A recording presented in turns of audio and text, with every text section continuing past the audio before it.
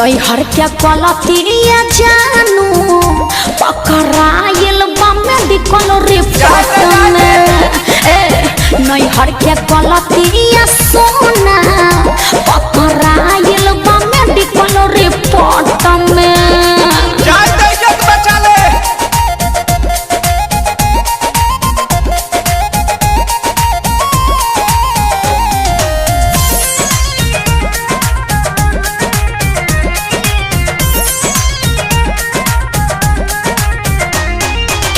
से कहीं डर लागता ई सब झगड़ा के घर लागता।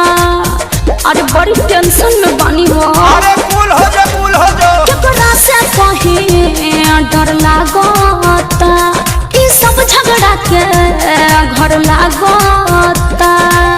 चलो कंप्लेन पहले पाती हाई कोर्ट में। कैसे चलो कंप्लेन पहले पाती हाई कोर्ट में का ना नैहर के गलतिया जानू पकड़ाइल बा मेडिकल रिपोर्ट में। हाँ नैहर के गलतिया सोना पकड़ाइल बा मेडिकल रिपोर्ट में।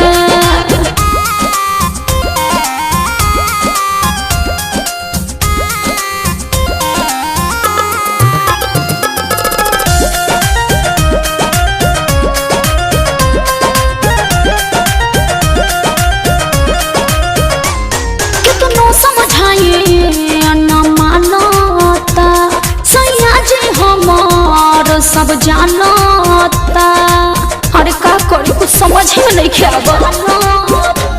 कितनो समझाइए न मानता सैया जी हमार सब जानता।